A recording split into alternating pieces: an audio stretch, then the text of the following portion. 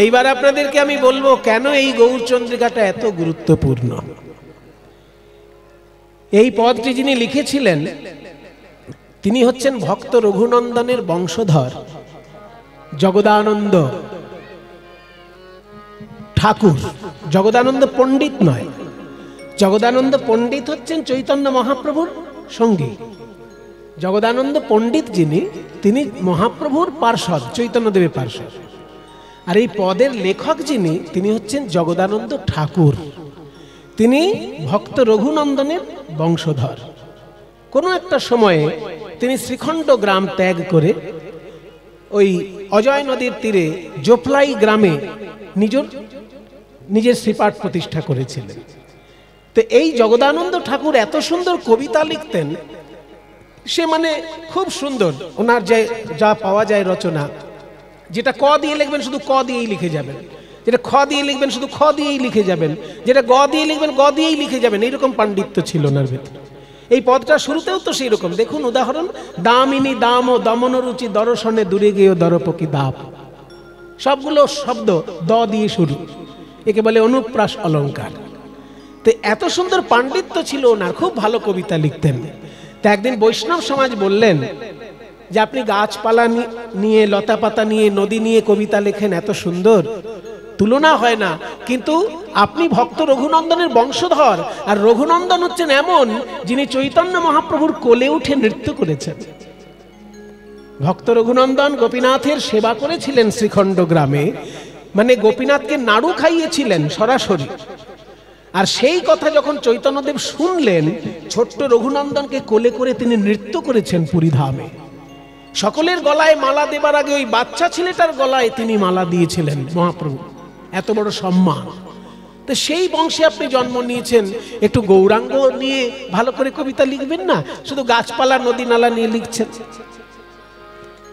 তখন জগদানন্দ ঠাকুর বলেছিলেন, দেখুন আমি ভক্ত রঘুনন্দনের বংশধর হতে পারি, কিন্তু আমি তো ভক্ত রঘুনন্দন নই। ভক্ত রঘুনন্দন মহাপ্রভুকে দর্শন করেছেন, আমি তো মহাপ্রভুকে কোনোদিন দর্শন করিনি। আমি গাছপালা নদী নালা দেখতে পাই, তাই সেগুলো নিয়ে কবিতা লিখি। মহাপ্রভুকে তো দেখতে পাইনি, তাকে নিয়ে আমি লিখবো কি করে? তখন বৈষ্ণব সমাজ আশীর্বাদ করলেন যে আমরা সবাই মিলে আপনাকে আশীর্বাদ করছি, আপনি একটু ভালো করে ধ্যানে বসুন, আপনি গৌর সুন্দরকে যেমন দেখবেন হৃদয়ে তেমন লিখবেন। তখন জগদানন্দ ঠাকুর ধ্যানে ডুবলেন, হা গৌর প্রাণ গৌর বলে। ধ্যানের মধ্যে দেখতে পেলেন গৌরাঙ্গ মহাপ্রভুর অপূর্ব রূপ মাধুরী। আর সেই রূপ মাধুরীর হৃদয়ে দর্শন করার পর এত সুন্দর পদাবলী তার হাত থেকে বেরিয়ে এলো। এই সেই পদ যে মহাপ্রভুকে হৃদয়ে দর্শন করে তারপর যখন তিনি ধ্যান ভাঙল, তার এই সুন্দর পদটি আমাদেরকে উপহার দিলেন। তাই জন্য এই পদটার মধ্যে এত গুরুত্ব রয়েছে বৈষ্ণব জগতে, এতটা মূল্যবান এই পদ। যদি কোনোদিন কারোর আহ্নিক ভুল হয়ে যায়, যদি সে আহ্নিকে বসতে না পারে, এই পদটি স্মরণ করলে আহ্নিকের ফল তার লাভ হয়। এটা দ্বিজেন দে মহাশয় আমাকে বলেছিলেন। তা বলছে পাঁচটা জিনিসের সঙ্গে তুলনা করতে গেলাম, একটাও মিলল না। বিদ্যুৎ, সোনফুল, সূর্য, চন্দ্র এবং সোনা, কোনোটার সঙ্গে তুলনা মিলল না। পাঁচটার সঙ্গে যখন মিলল না, 5000-এর তুলনাও মিলবে না। তা কেন তুলনা মিলছে না বলতো? নদিয়া নাগরী বলছে, শোন, আমরা যে জিনিসগুলো দেখতে পাই এগুলো বিধাতার সৃষ্টি, আর আমার গৌরাঙ্গ মহাপ্রভুর সমান অনুভব বিধাতারও নেই। তাহলে বিধাতা কি করে আরেকটি গৌর তৈরি করবে? গৌর রূপ তো স্বয়ং প্রকাশিত, বিধাতার ক্ষমতা নেই গৌরাঙ্গকে তৈরি করার। কারণ গৌরাঙ্গের সমান বা গৌরাঙ্গের থেকে অধিক অনুভব শক্তি বিধাতার তো নেই। যা সম অধিক বিধিক নাহি অনুভবী, যা সম অধিক বিধিক নাহি অনুভবী, তাই তুলনা দিবার নাহি ঠোর। সজনীর তুলনা দিবার নাহি ঠোর। সজনীর জগদানন্দ কহু বহু তুলনা বহু, জগদানন্দ নিরুপম গৌর কিশোর নিরুপম সোর সজনী রে নিরুপম নিরুপম নিরুপম নিরুপম নিরুপম নিরুপম নিরুপম যে নিরুপম নিরুপম ভুবনে তুলনা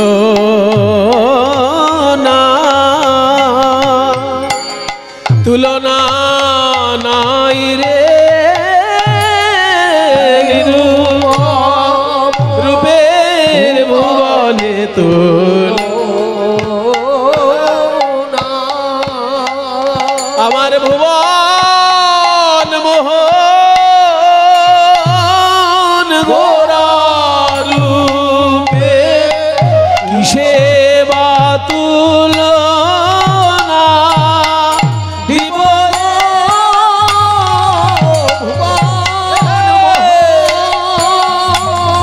গোরা বলো বলো কিসে বা তুলনা দিব ভুবন মোহন গোরা রূপে নানা ভুবনে তুল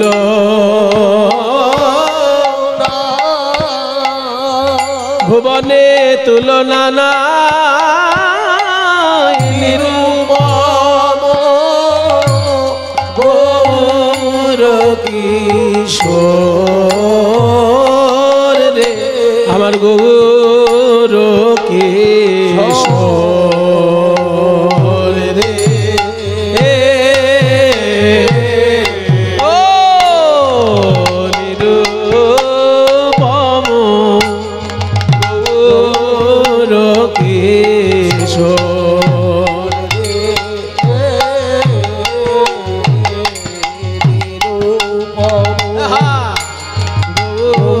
গৌর কিশোর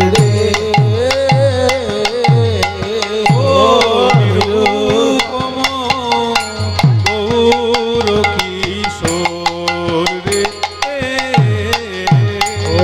নিরুপম গৌর কিশোর রে নিরুপম গৌর কিশোর রে নিরুপম গৌর কিশোর রে নিরুপম গৌর কিশোর রে নিরুপম গৌর থে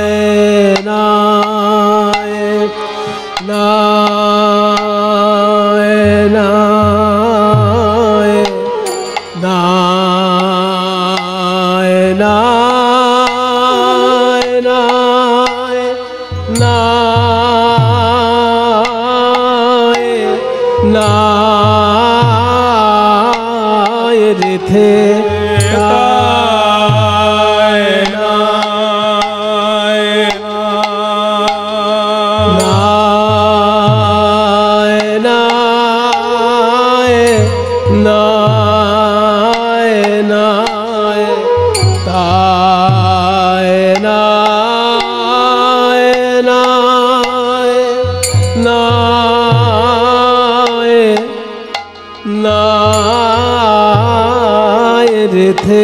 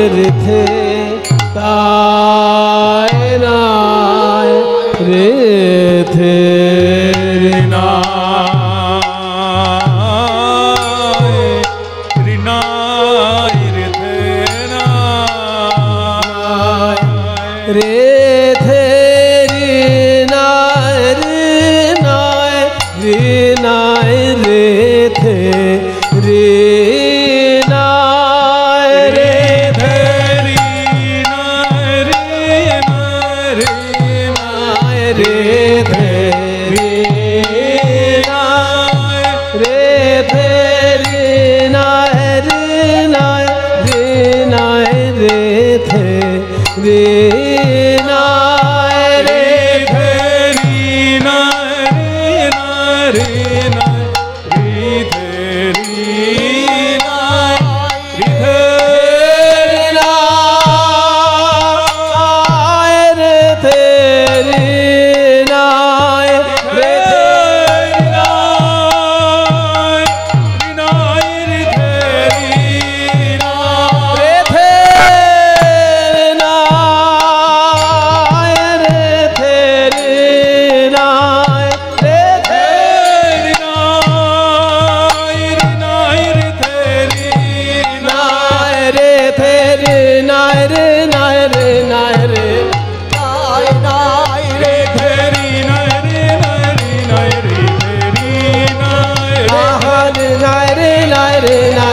ফেরে নাই ফেরি নাই রে নাই রে নাই রে ফেরি নাই আহারে রে ফেরি নাই আহারে রে ফেরি নাই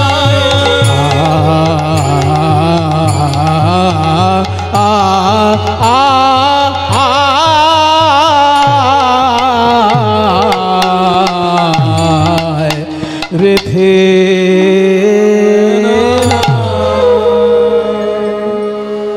জয়নিতাই। এই অঙ্গগুলো এখনকার দিনে একেবারে অপ্রচলিত হয়ে গেছে, তবু আজকে আমার পিসি রয়েছেন এবং ডাক্তারবাবু বাসুদেব মণ্ডল মহাশয়, বিশুদ্ধ কীর্তনের অনুরাগী মানুষ, সরকারের কাছে সহযোগিতা নিয়ে যে এত সুন্দর একটা অনুষ্ঠান তো নয়, অনুষ্ঠান তো সারা দেশে হচ্ছে, কিন্তু গবেষণামূলক কীর্তন গান নিয়ে যে গভীর চিন্তামূলক এবং কীর্তন গান নিয়ে ঐতিহাসিক ভাবনামূলক এইরকম অনুষ্ঠান আমি সারা বাংলায় কোথাও দেখতে পাই না। শুধু ওনার এই অনুষ্ঠানে 10 বছর আগে একবার হয়তো এসেছিলাম, কৃষ্ণনগরে হয়েছিল, প্রতি বছরই হচ্ছে, কিন্তু আমার প্রত্যেকবার হয়তো আসা সম্ভব হয়ে ওঠে না। এইবারে আবার আসতে পেরেছি ভারত সরকারের সহযোগিতায় এবং ডাক্তারবাবুর প্রচেষ্টায় এই অনুষ্ঠানে আমার আসা সম্ভব হলো। এখানে যেটা হচ্ছে শুধু কীর্তন গানের অনুষ্ঠান হচ্ছে না, কীর্তনের ইতিহাস, কীর্তনের ভূগোল, কীর্তনের বিজ্ঞান, কীর্তনের অঙ্ক, কীর্তনের হিসাব এবং কীর্তনের রসশাস্ত্র, কীর্তনের দার্শনিক দিক, সমস্ত দিকটা এখানে সমানভাবে গুরুত্ব সহকারে আলোচনা করা হচ্ছে। যে জিনিসটা সারা বাংলায় বিভিন্ন গ্রামে খুব প্রয়োজন, তা না হলে কীর্তনের অত্যন্ত দুর্দশা আমরা চারিদিকে দেখতে পাচ্ছি। ডাক্তারবাবু বোধহয় কিছু বলবেন, কিছু বলবেন আপনি? আচ্ছা আচ্ছা, তো সেই জন্য আমার খুব আনন্দ লাগছে যে এখানে আমাদের ছোট ছোট ভাইরাও যেমন বিভিন্ন দিক থেকে কীর্তন নিয়ে আলোচনা করছে, গান গাইছে, আমাদেরকেও ডেকেছেন ডাক্তারবাবু, সরস্বতী পিসি আশীর্বাদ করেছেন, সেই জন্য আজকে আমরা এত শিক্ষা দিতে পাচ্ছি। বিশ্বভারতীতে রবীন্দ্রনাথের শিক্ষা কেন্দ্রে রবীন্দ্রসঙ্গীতের সঙ্গে বিশুদ্ধ কীর্তন শিক্ষারও একটা ব্যবস্থা সেখানে হয়েছে।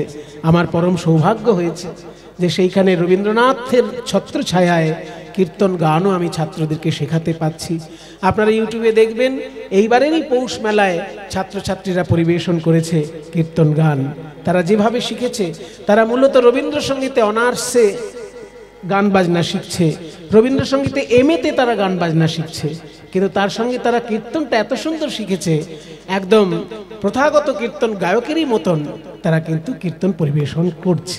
আপনারা আশীর্বাদ করবেন এই শিক্ষা, এই সংস্কৃতি আমরা যেন রক্ষা করতে পারি, আমাদের প্রাণের এই বিষয়ে আমরা যেন দিনের পর দিন রক্ষা করে যেতে পারি। কিছু বলবেন আপনি? মাইকটা আওয়াজ শুনছিলাম। আচ্ছা আচ্ছা, তাহলে এবার আমি মূল কৃষ্ণলীলায় একটা দুটো গান গাইব, তারপরে বিশ্রাম দেব। ও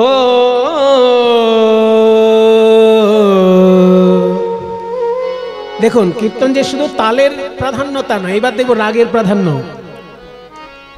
এতক্ষণ আমরা বিভিন্ন তালের দিক থেকে আলোচনা করলাম, মানে বড় দশকুশির দুটো রূপ শুনলাম, বড় একতালির দুটো রূপ শুনলাম, তারপর ছোট দশকুশি তার সঙ্গে বিরামের মাতন শুনলাম। এবার দেখুন রাগ ভিত্তিক কিরকম কীর্তন গান হয়, একদম সেই নরোত্তম দাস ঠাকুরের যুগ থেকে হয়ে আসছে। মানে ভৈরবীর পর্দা সব লাগছে, অথচ ভৈরবী রাগ নয়। এ তো মজার ব্যাপার। যে কোনো ক্লাসিক্যাল গায়ক ভৈরবীর পর্দা যদি একবার তার কানে চলে আসে, তার অন্য রাগ গাওয়া খুব কঠিন হয়ে পড়ে।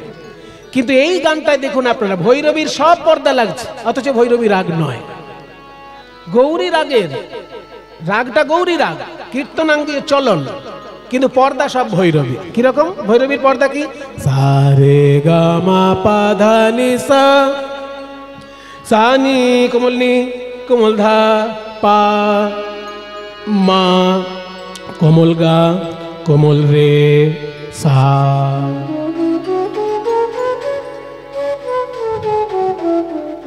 বাজু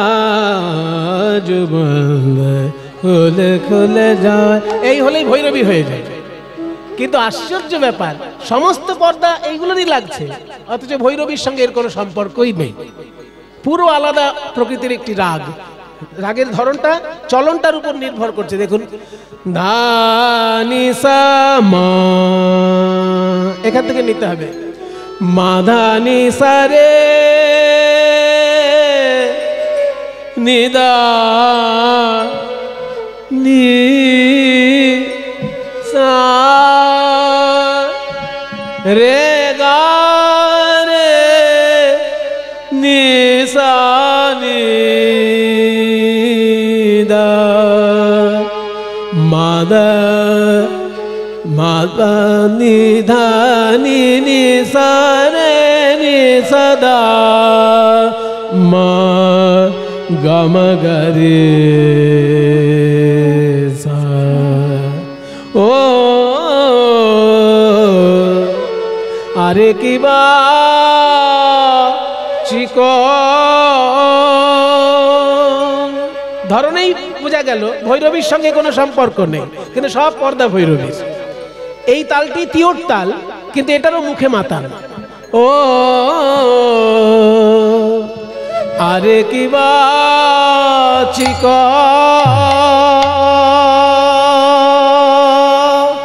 ও আরে কি বা চিক, ও দাগ দাগ হেনে তাকেটা, দাগ দাগ হেনে তাকে, দাগ দাগ হেনে তাকেটা তেরে খেটা, ও আরে কি বা চিক, আরে কি বা চিক, আরে কি বা চিক,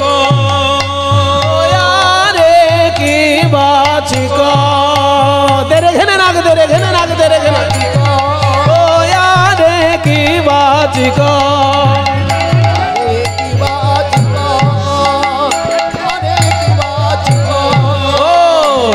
কিবা। এবার গান ধীর স্থির, চিক চিকন ও ও ও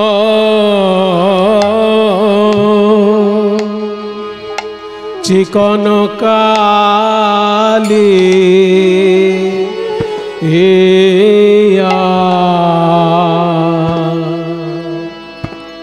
কালিয়া রূপ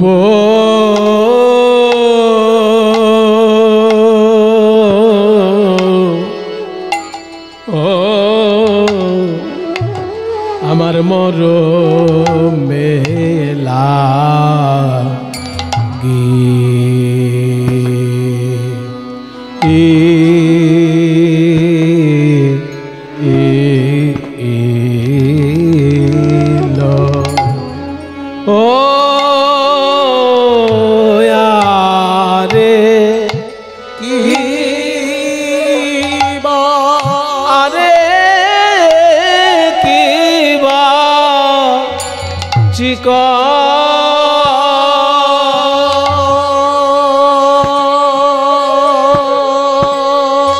চিকন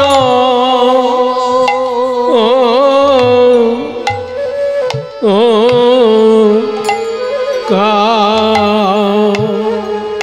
চিকন কালি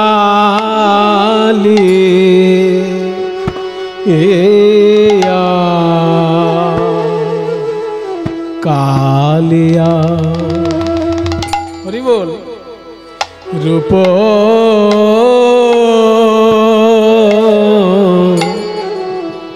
আমার মর মেলা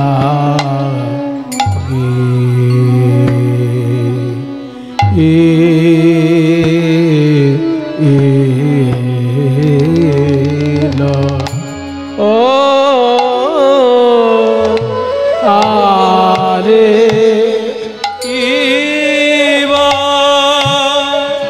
আরে কিবা চিক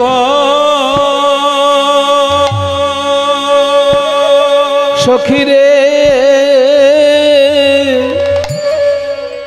তারা বুঝি এই গান আমার পিসি এত সুন্দর করেন, আমি কি করবো বলুন। আমি পিসির মতন কোনোদিন পারবো না, কিন্তু তবু তো শখ হয়। দেখ তারা বুঝি ভালো করে দেখে, দেখে নাই দেখে নাই গো আরে কিবা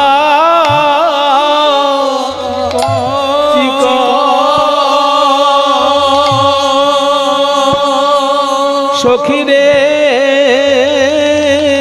তারা বুঝি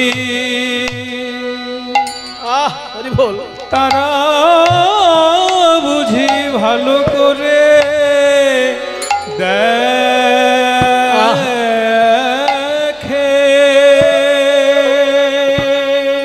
ভালো করে দেখে নাই দেখে নাই দেখে নাই গো যারা কৃষ্ণ কালো বলে, যারা কৃষ্ণ কালো বলে তারা বুঝি ভালো করে দেখে নাই দেখে নাই দেখে নাই গো ও গো যারা কৃষ্ণ কালো বলে, যারা আমার মধুর রূপকে কালো বলে, আমার মধুর মধুর রূপ গো মধুর আলো করা রূপ যারা কৃষ্ণ কালো বলে, আমার মধুর আলো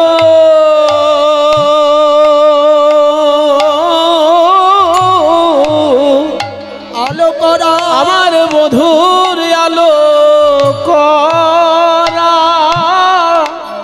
রূপ গো যারা কৃষ্ণ কালো বলে, আমার মধুর আলো করা রূপ গো যারা কালো বলে, যারা কৃষ্ণ কালো বলে মধুরে আলো করা রূপ গো কৃষ্ণ কৃষ্ণ কালো বলে, মধুর আলো করা রূপ আলো বলে, তারা বুঝি ভালো করে, তারা বুঝি ভালো করে দেখে নাই গো কৃষ্ণ কালো বলে,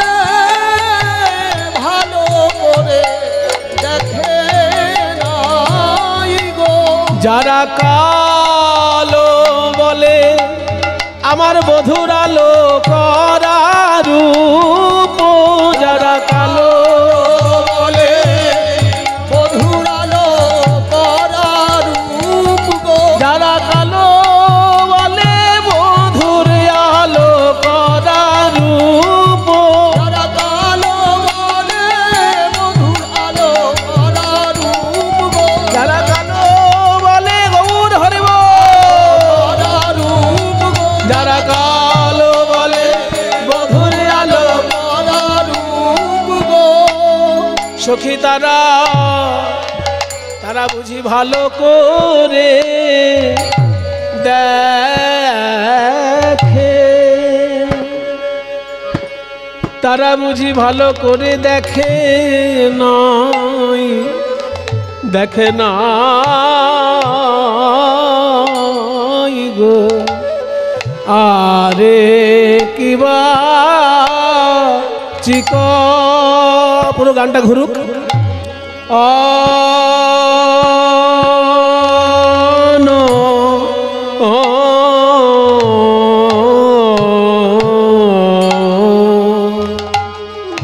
চিকন কালিয়া কালিয়া রূপ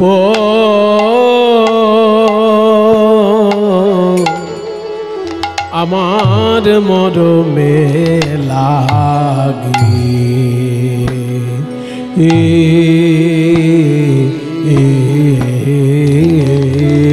এবার পরের অংশ। ও ধরনে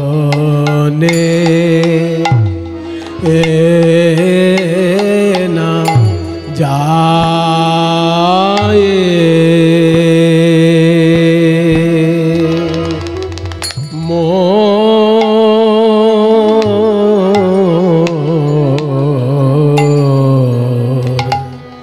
না যায় মোর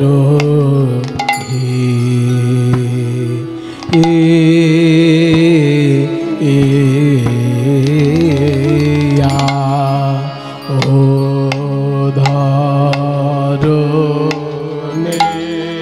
আমি আর তো ধৈরাজ ধরতে নারে, রূপে নয় দিয়ে আর তো ধৈরাজ ধরতে নারে, রূপে নয় দিয়ে আর তো ধৈর্য ধরতে নারী, মধুর রূপে নয়ন দিয়ে আর তো ভৈরবীর কোনো সংস্পর্শ নেই, রূপে নয়ন দিয়ে আর তো ধৈরাজ ধরতে নারী, রূপে নয়ন দিয়ে আর তো ধৈরাজ ধরতে নারী, রূপে নয়ন দিয়ে আর তো ধৈরাজ ধরতে নারী। ও ধরনে না যায়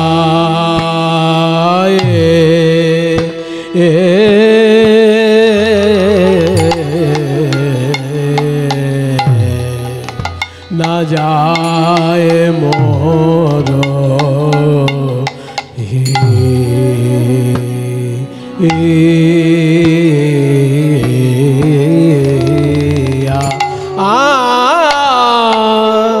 আরে কি বা আরে কি বা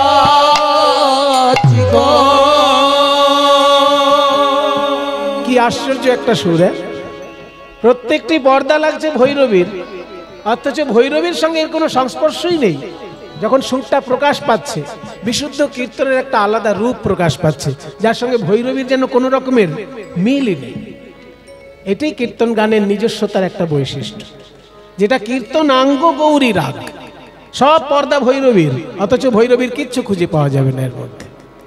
কত চাঁদনি গাড়ি আসতে মধুর মুখখানি, আসতে ধীরে ধীরে, কত চাঁদনি গাড়িয়া মধুর মুখখানি মাঝি আছে গো, কত চাঁদনি নারিয়া মধুর মুখখানি মাঝি আছে গো, কত চাঁদ মধুর মুখখানি মাঝি আছে, কত চাঁদ মধুর মুখখানি মাঝি আছে, কত চাঁদ মধুর মুখখানি মাঝি আছে, কত চাঁদনি গাড়িয়া মধুর মুখখানি মাঝে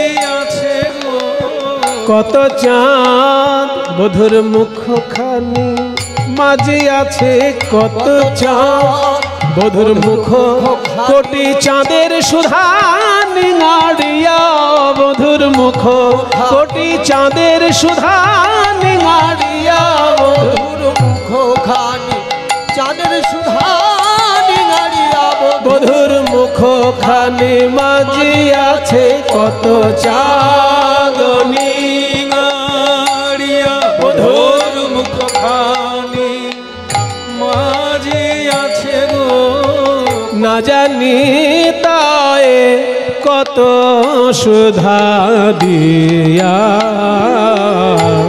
কত সুধা দিয়া প্রাণ সজনী রে, না জানি আরে কোন বা বিধি গো রে,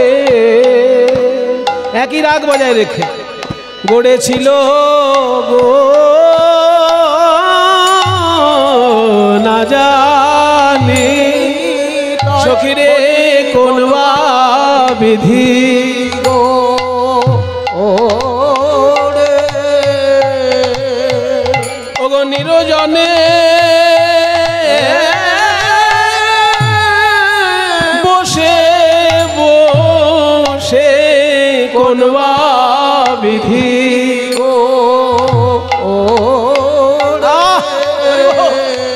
সখী বলি এ বিধি সে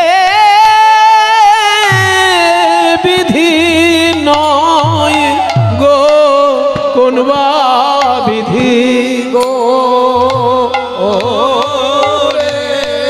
না না না, এ বিধি সে বিধি নয় গো, আমার রূপ গড়েছে অন্য অন্য বিধি, বলিয়ে বিধি সে বিধি নয়, মধুর রূপ গড়েছে অন্য বিধি, বলিয়ে বিধি সে বিধি নয় গো, জানে না কোন বা বিধি গো রে, গড়েছিল গো না জানি তাই কত সুধা দিয়া, কত সুধা অধরের দুটি কুল জিনিয়া বাঁধুলি ফুল, আধারের দুটি কুল চিনিয়া বাঁধুলি ফুল, হাসি খানি তাহাতে মিশা, হাসি খানি তাহাতে মিশা, বিনো মেঘের করে বিজুরি প্রকাশ করে, নবীন মেঘের করে বিজুরি প্রকাশ করে, নবীন আস্তে আস্তে নবীন নবীন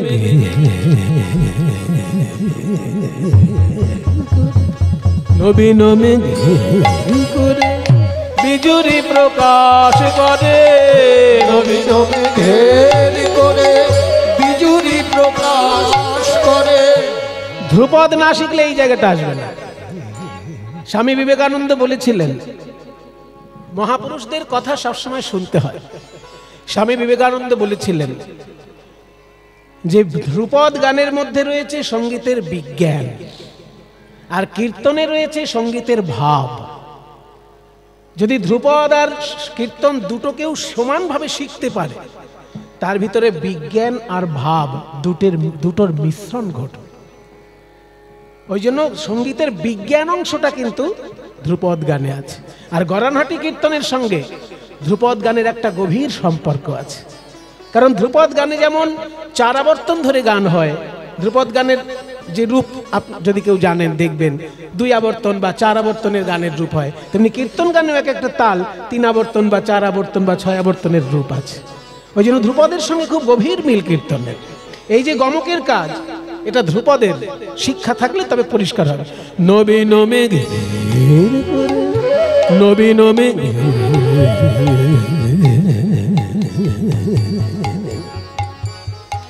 সরে গরে সা সরে ধর পা পাধ মা প গম প পাধ মা প গম ধা পাধ মা প গম প গম প পাম গরে সরে গরে সারে গরে সারে গরে সা নবীন মেঘের করে বিজুরি প্রকাশ করে নবীন মেঘের করে সখী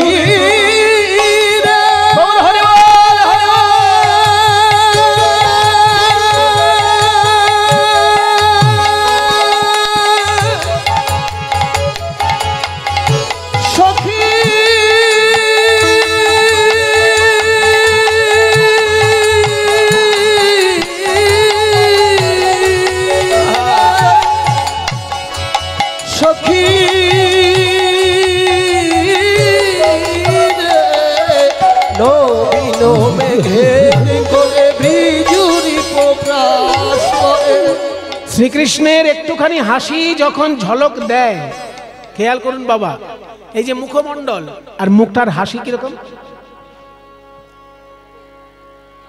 এই যে মুখের মধ্যে একটা হাসির ঝলক দিল, মনে হচ্ছে কালো মেঘ থেকে যেন বিদ্যুৎ প্রকাশ হলো। নবীন মেঘের করে বিজুরি প্রকাশ করে নবীন মেঘের করে বিজুরি প্রকাশ করে। আমার জাতিকুল মজাইন তাই জাতিকুল মজাইন তাই জাতিকুল মজাইন জাতিকুল মজাইন আহা যুগ সন্ধান কামের কামান বান গুরু যুগ সন্ধান কামের কামান গুরু যুগ সন্ধান কামের কামান গুরু যুগ সন্ধান কামের কামান। হিঙ্গুলে মণ্ডিত দুটি আখি হিঙ্গুলে মণ্ডিত দুটি আখি হিঙ্গুলে মণ্ডিত দুটি আখি হিঙ্গুলে মণ্ডিত দুটি আখি। আরে অরুণ নয়ন কোণে একবার চাইয়া ছিল আমা পানে অরুণ নয়ন কোণে চাইয়া ছিল আমা পানে। এবার অরুণ নয়ন একবার অরুণ নয়ন কোণে চাইয়া ছিল আমা পানে অরুণ নয়ন কোণে চাইয়া ছিল আমা পানে। সেই হইতে শ্যামরূপ দেখি সেই হইতে শ্যামরূপ দেখি সেই হইতে শ্যামরূপ দেখি সেই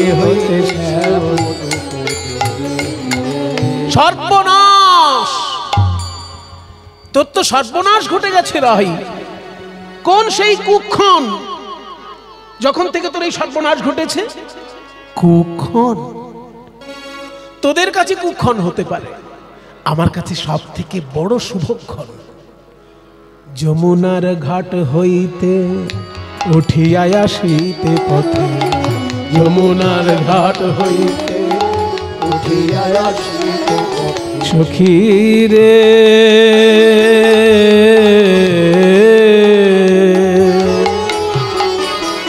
ওগো প্রাণ সখী, যমুনার ঘাট হইতে উঠিয়া আসিতে পথে, ছই কিবা অপরূপ তনু, ছই কিবা অপরূপ তনু, জ্ঞান দাসেতে কয় শুধুই সে সুধাময়, জ্ঞান দাসেতে কয় শুধুই সে সুধাময়, আর কিছু নয়, আর কিছু নয়, শুধুই সে সুধাময়।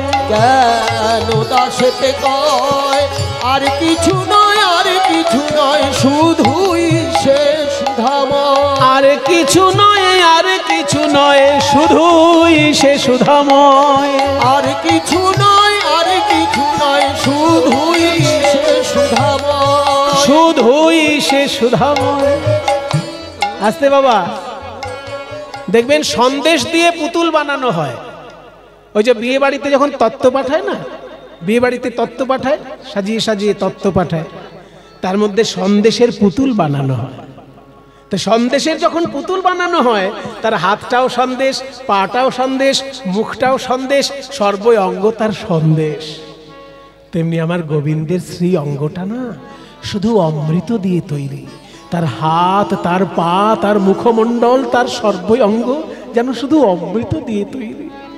জ্ঞান দাসেতে কয় শুধুই সে সুধাময়, জ্ঞান দাসেতে কয় শুধুই সে সুধাময়, না না আর কিছু নয়, আর কিছু নয়, শুধুই সে সুধাময়, না না আর কিছু নয়, আর কিছু নয়, শুধুই সে সুধাময়। ওই গোকুলে নন্দের বালা কানু, গোকুলে নন্দের বালা কানু, ওই গোকুলে নন্দের বালা কানু, গোকুলে নন্দের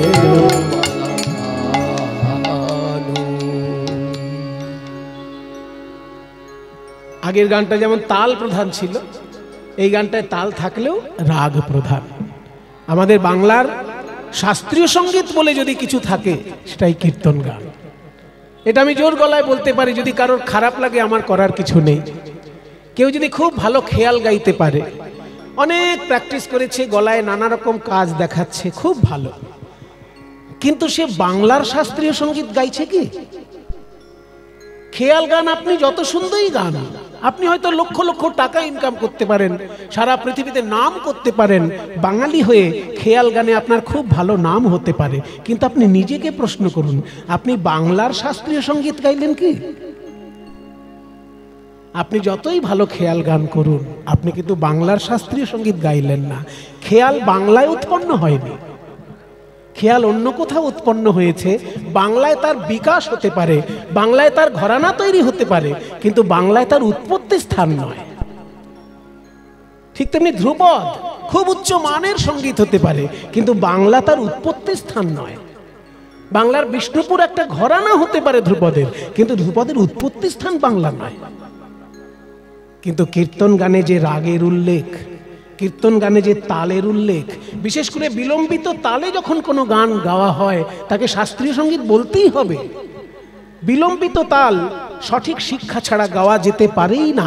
পৃথিবীতে যত লোকসঙ্গীত আছে কোথাও বিলম্বিত তালে লোকসঙ্গীত হয় না, কারণ সাধারণ মানুষ লোকসঙ্গীত গায়, আর সাধারণ মানুষ সঙ্গীতের বিজ্ঞান না জানা থাকলে সে বিলম্বিত তাল গাইতেই পারবে না।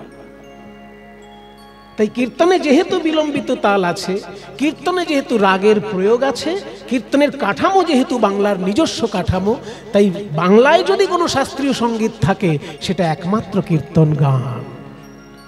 কেউ যদি বাংলার শাস্ত্রীয় সঙ্গীত গাইব মনে করে, তাকে কীর্তন গানই গাইতে হবে, কারণ কীর্তন গান একমাত্র বাংলার নিজস্ব শাস্ত্রীয় সঙ্গীত। একটু আগে গৌরচন্দ্রিকায় আমরা তার তালের রূপটা দেখলাম, আর কৃষ্ণলীলার পদে আমরা রাগের রূপটা কেমন হয়। ভৈরবীর সব পর্দা লাগছে, অথচ ভৈরবী রাগ নয়, বাংলার প্রকৃতির গৌরী রাগের গান হলো। এইবার আমি একটা দুর্লভ গান গাইব, গিয়ে আমার অংশ আমি বিশ্রাম দেব। একটা অপ্রচলিত গান আমি গাইব, কথা কই দাসপেরি তাল, কিন্তু শোনা নয়, এই গানটা সাধারণত শোনা যায় না, দুর্লভ একটি গান। দাসপেরি বাজাও। কথা আমার গোবিন্দ রূপের কথা, কথা কইতে কইতে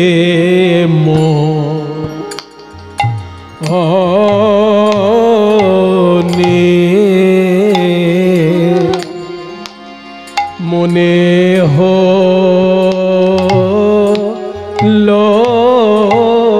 গো আমার মধুর মুখ খানি,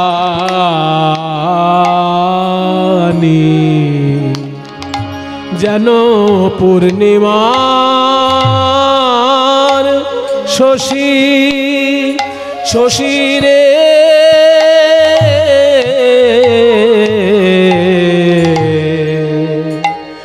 আলো বরণ চিকন কালো রূপ চলো দেখি কড়িমা যাইয়া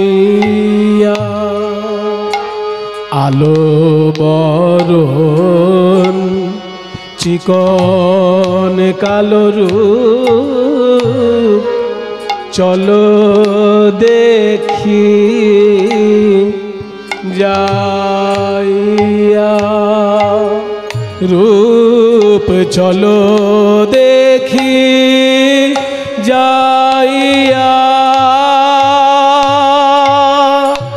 রূপ চলো দেখি যাইয়া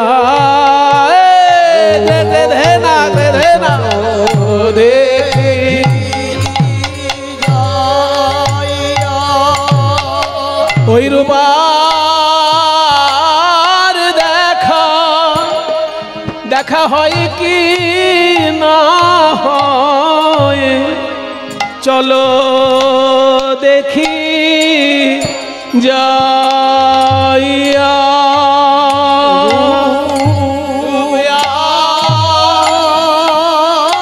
দেখা হয় কি না হয়। আমাদের গৃহ কাজ তো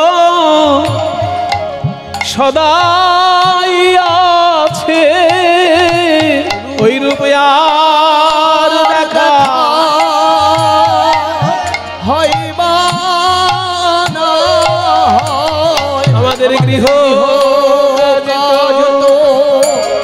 সদাই আছে, ওই রূপে আর দেখা হয় কি না হয়। আমাদের গৃহ কাজ তো সদাই আছে, আর দেখা হয় কি না হয়। আমাদের গৃহ সদাই আছে, আর দেখা হয় কি না। আমাদের গৃহ কর্ম সদাই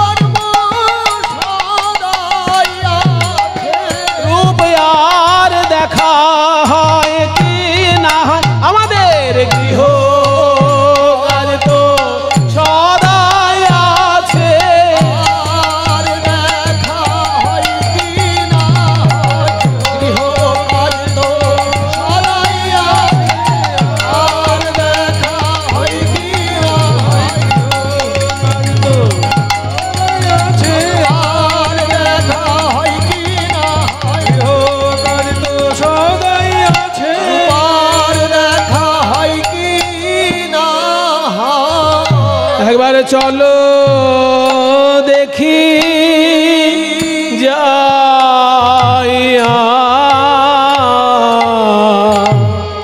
আমার বিকাইব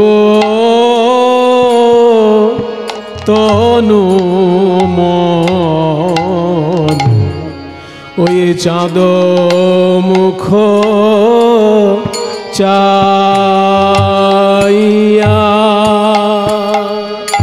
আমি জন্মের মতো বিকাইব। এই গানটি আমায় শিখিয়েছেন দ্বিজেন দে মহাশয়। এইসব দুর্লভ গান যদি শিখতে না পারতাম বাবা, তাহলে আমার নর জন্ম হয়তো বৃথা জন্ম হতো।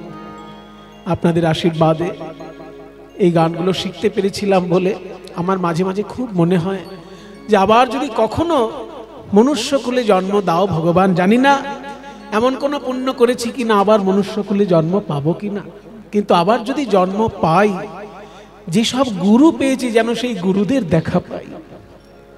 তা না হলে কিন্তু আমাকে আর জন্ম দিও না। যে গুরুগণের কৃপা পেয়েছি তাদের যেন জন্মে জন্মে তাদের সঙ্গে আমার সাক্ষাৎ করিও। তা না হলে এই নরজন্ম বৃথা জন্ম। সরস্বতী পিসি, আপনার চরণেও আমি ভুলুণ্ঠিত প্রণাম জানাই। এই তনু মন বিকাইব হে গোবিন্দ তোমার হলাম বলে, এই তনু মন বিকাইব ও হে গোবিন্দ তোমার হলাম বলে। আমায় দাসী করে রেখো পায়ে ও হে গোবিন্দ তোমার হলাম বলে। আমায় দাসী করে রেখো পায়ে ও হে প্রাণ গোবিন্দ তোমার হলাম বলে। আমার তনু মন বিকাইব। এইভাবে সখীসনের রূপের কথা কইতেছিল বসি, হেন কালে কুঞ্জ বনে বাজলো শ্যামের বাঁশি। কোন কুঞ্জে সই। আর একটা পুরনো গান মনে পড়েছে, একটু গাইবো? 2-4 মিনিট হবে সময়? হবে 2-4 মিনিট। আর একটা পুরনো গান একটু মনে পড়েছে, ওই দ্বিজেন বাবুরই শেখানো আর তালের গান। আর কোন কুঞ্জে সই। বসো, আড়তালের গান, বড়োয়ারের গান। বসো বসো। বাজে ওই মুরলি,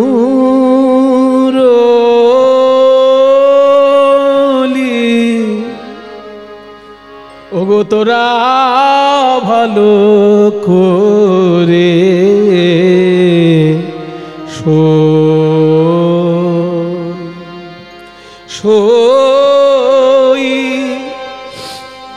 বাঁশি তোদের বাজে কানের কাছে, আর আমার বাজে প্রাণে প্রাণের মাঝে। ওরে তোদের বাজে কানের কাছে, আর আমার বাজে প্রাণে মাঝে। তোদের বাজে কানের কাছে, ওগো তোরা ভালো করে শোই। এরপরের অংশ, ওগো শ্রবণ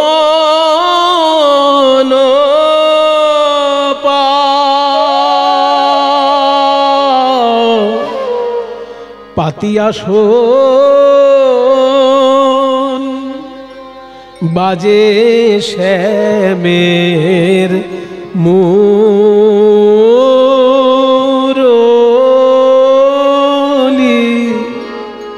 ওগো শ্রবণ বাজে রাধে রাধে রাধে,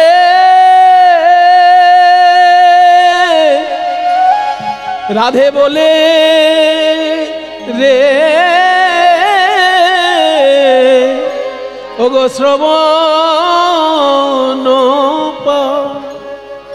বাজে রাধে রাধে রাধে, রাধে বলে বাঁশি অন্য নাম কি জানে না রে।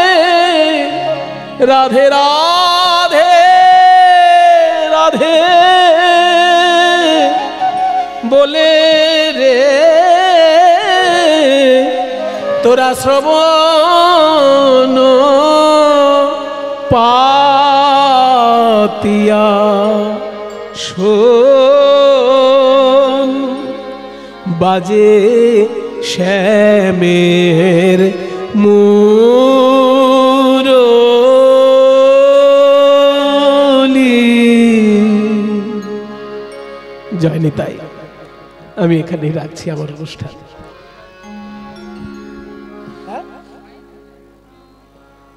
ডাক্তারবাবু এখানেই রাখি।